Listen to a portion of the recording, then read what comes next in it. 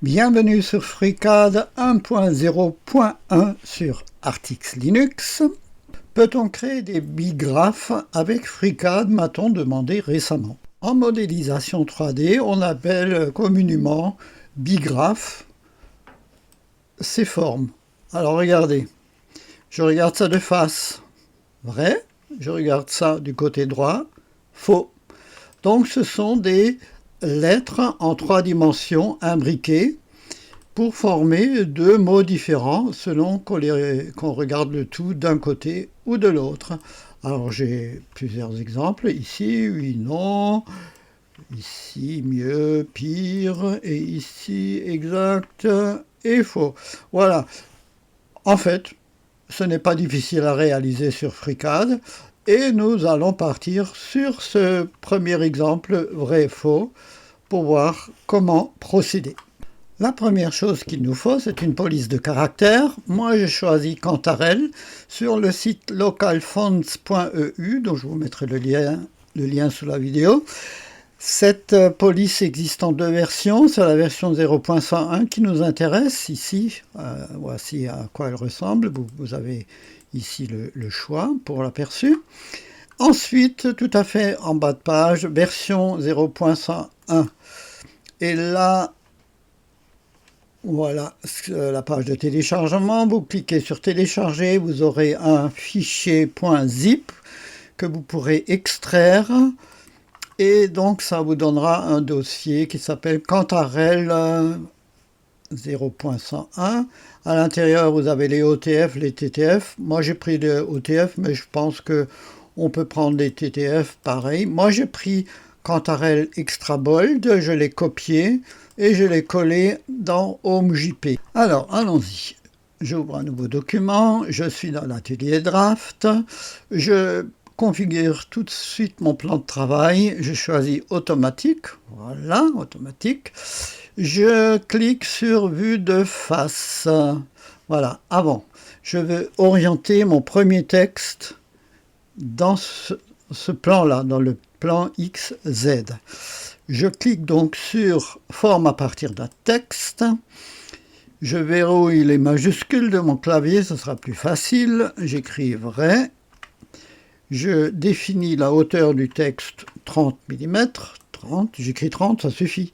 Ensuite, je clique sur ce bouton et je tombe donc sur mon HomeJP par défaut, ou peu importe, en tout cas, ça sera facile à retrouver ici sur Linux. Sur Windows, ça doit être similaire. Et ici, je choisis Cantarell Extra Bold. Je clique sur ouvrir. Entre-temps, je me suis baladé dans la vue 3D avec ma souris. Donc, je dois absolument réinitialiser le point. Voilà. Là, tout est prêt. 000, vrai, 30, ma police. Je clique. Je vois mon texte. Je vais cliquer là-dessus. Sur vue, comment ça s'appelle? Tout affiché. Et j'ai mon texte vrai. Le prochain texte, je vais l'orienter dans ce sens, dans l'autre sens, pour que tout à l'heure, nous puissions lire le texte depuis la face et depuis le côté droit. Donc, je vais me placer côté droite. Voilà, j'y suis. Je reclique sur l'icône en question, forme à partir d'un texte. Là, pareil, j'écris mon texte. Je définis la hauteur, 30. Je clique là-dessus sur HomeJP, Cantarell, ouvrir. Je n'oublie pas de réinitialiser le point et je valide. Alors là, je regarde tout ça. Voilà, j'ai du vrai et j'ai du faux. Il va falloir vérifier une chose importante, voir si les caractères ne se touchent pas. Or, ici, je crois qu'on a le cas, ou quoique pas trop, mais ça m'est arrivé avec vrai d'avoir le R qui touche le A. Alors comment je fais? Je prends le shape string vrai, je clique sur l'icône qui s'appelle désagrégé, je crois, désagrégé, et donc j'ai les différentes faces. Là, je peux sélectionner la face 002 et je peux la décaler en position X. Position X, je peux la décaler d'1 millimètre. Donc, attendez, il y a plus simple. je clique droit, transformer. Moi j'ai 1 mm 15 degrés, vous le réglez sur 1 mm et vous pouvez le pousser d'1 mm vers la droite. Voilà, comme ça on est tranquille parce que sinon votre opération ratera, vous n'aurez pas les deux caractères RA tout à l'heure. Moi ça m'est arrivé pour d'autres caractères, donc il faut vérifier. Chose suivante à faire, regrouper tout cela. Donc on peut le faire à partir de l'atelier Part, mais on peut aussi cliquer ici sur agréger, ça vous donnera un composé comme dans l'atelier Part. Donc nous avons ces deux faces que nous pouvons utiliser. Je prends par exemple mon shape string 001, je vais dans l'atelier Part, je crée une extrusion, allez on y va, 200 mm. Par contre, il ne faut pas que j'oublie de cocher créer le solide. Je ne sais pas, ils ne me le mettent pas d'office. Je ne sais pas s'il faut inverser ou pas. On va y aller comme ça. Eh bien, on est allé dans le bon sens, tant mieux. On va faire de même pour le deuxième texte. Ce sera celui-ci qui s'appelle Compound. J'aurais pu le renommer. Je clique, j'indique 200 mm, créer le solide, et là je suis dans le mauvais sens, donc ça tombe bien, je peux vous montrer comment récupérer ça. Vous cliquez ici dans l'onglet Données, sur Reversed, ici vous choisissez Through, et voilà, vous avez les deux extrusions. Maintenant, nous allons opérer le miracle. Je sélectionne CTRL maintenu ces deux formes 3D et je clique sur l'icône intersection. J'attends un petit moment et voilà que tout cela est bien imbriqué. J'ai faux ici, vue de droite, et j'ai de l'avant, j'ai vrai. Donc si je presse 1 et je presse 3, voilà, c'est bon. Par contre, il y a des choses en trop que nous allons supprimer. Et pour pouvoir supprimer certaines choses, nous devons d'abord désagréger la forme obtenue en cliquant à nouveau sur l'icône désagréger. Là, j'ai plein de solides qui apparaissent. Alors, regardez, si je regarde dessus, moi je vais regarder le V ici, le R, le A, et ça sera un I et un X. Donc tout le reste, je peux l'enlever. Alors, pour garder quand même les choses, la possibilité de récupérer, je presse barre d'espacement, ici, ici, ici, comme ça si j'en enlève un de trop, je peux toujours le récupérer après coup. Je vais aller là derrière, tout ce qui est derrière ne m'intéresse pas, de même que le V, ici aussi, parce que j'ai déjà un U ici, voilà, ça et ça. Ah, je regarde vrai, je regarde de droite, faux. Donc c'est bon. Je peux, si je veux gagner de la place, je peux sélectionner majuscule maintenu, CTRL majuscule maintenu, CTRL majuscule maintenu, toutes les formes qui sont masquées, je les supprime. Ça m'allégera le travail. Et je peux créer à présent le socle pour mes caractères. Tenez, avant de créer le socle, je veux bien regarder ce qu'on a obtenu. Vous voyez, parce qu'on va l'imprimer tout à l'heure en 3D. Et il faudra, par exemple, pour le F, créer des supports. Alors, je n'ai pas besoin d'imprimer tout l'ensemble de ce premier caractère ici. Vous voyez les deux pattes du F, là, celles-là, je peux les supprimer, le reste je vais le laisser, comme ça donnera plus de stabilité. Le A aussi, comme il y a très peu de surface de contact. Bon, par contre, le V, on va l'opérer. Alors, je vous montre comment j'ai fait. J'agrandis beaucoup. Je suis dans l'atelier draft, autant l'utiliser. J'utilise la fonction rectangle. Je coche ces trois accrocheurs, non, ces deux accrocheurs, rien d'autre. Hein. Et le cadenas en français, bien sûr. Si j'ai la grille, je clique là-dessus pour ne pas l'avoir. Et là, je vais aller, vous voyez, le petit point, il se met pile poil au centre. Là, c'est bon. Et je monte et je m'accroche là-dessus. Sinon, je peux ouvrir Sketcher et je peux créer pareillement un rectangle et je le remplis tout à l'heure dans Part. Mais là, tout est déjà là. autant l'utiliser. Et comme je suis dans l'atelier draft et que je suis un gros malin, je me souviens d'un outil que j'utilisais beaucoup dans le temps qui s'appelle ajuster ou prolonger, après avoir sélectionné la face bien sûr. Et voici ce que j'obtiens. Pas mal, hein? Je vais dans l'atelier Part, je sélectionne mon V, je presse CTRL. D'abord, je sélectionne ce que je vais conserver, donc c'est le V. Ensuite, CTRL maintenu, je sélectionne ce que je vais utiliser pour créer une soustraction.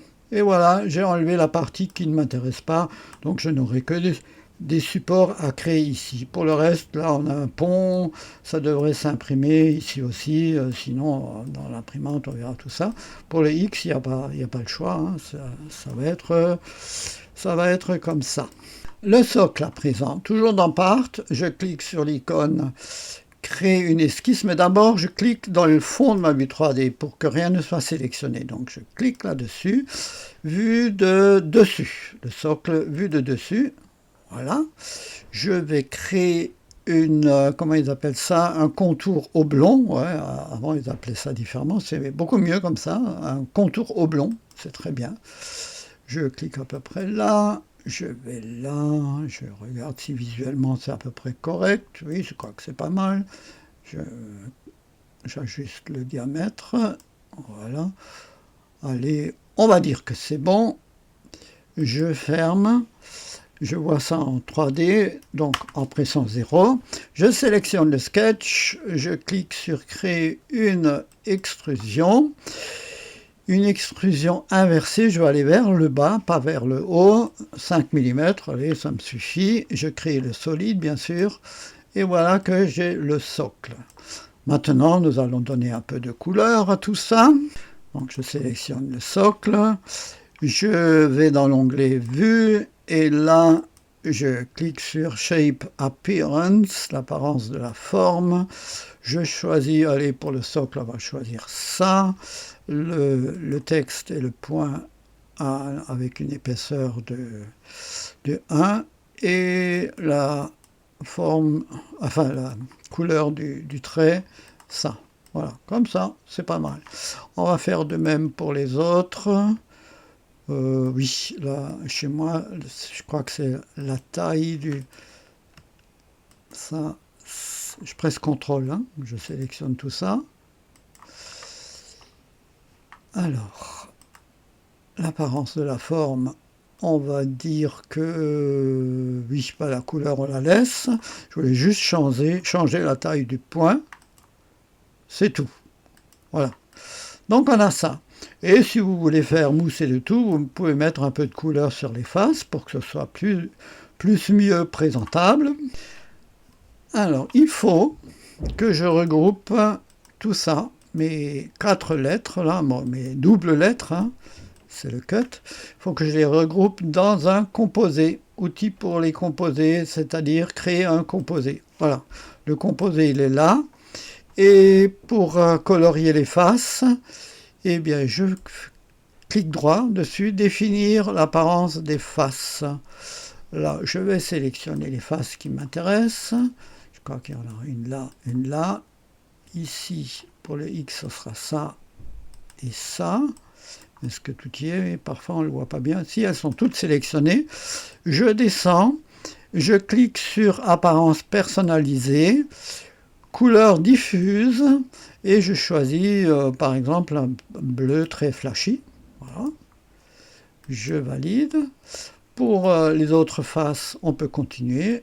Le vrai, à présent. Non, le faux. Pardon, c'est le faux, hein, à force de lire d'un côté et de l'autre. Donc ici, pareil, je clique là-dessus, couleur diffuse, je vais choisir quelque chose de... allez, on va prendre ça, ok, ok. Voilà, j'ai donc mon vrai et mon faux sur un petit socle. Je peux donc fermer cette fenêtre, majuscule plus B, je sélectionne tout cela, je presse CTRL plus E ou fichier exporter, Je choisis le format .stl mesh et je l'appelle, attendez, on va le mettre dans téléchargement, comment j'ai appelé ça, bigraph. On va l'appeler vrai-faux, peu importe, voilà, oh, mais il l'a mis en minuscule. J'enregistre, je crée un nouveau document pour voir. Je vais dans mon dossier personnel, non, dans téléchargement, voilà, dans mon bigraph, voilà, et j'ai un vrai-faux.stl, je le prends, je le glisse sur FreeCAD, je l'ouvre, et voilà, je peux aller trancher tout ça dans Prusa Slicer, dans Cura, dans ce que j'utilise d'habitude, et je peux passer à l'impression, et ensuite, avec un pinceau, je peux toujours mettre de la peinture là-dessus, parce que là, imprimer ça en 2 couleurs, ça va être peut-être difficile. Déjà que je n'ai pas une imprimante en 2 couleurs, moi. Voilà, j'ai été heureux de vous montrer ce petit artisanat, parce que FreeCAD, finalement, hein, c'est aussi de l'artisanat, ou c'est art et lettres aujourd'hui. Voilà, je vous remercie de m'avoir suivi, et je vous dis à bientôt pour d'autres vidéos.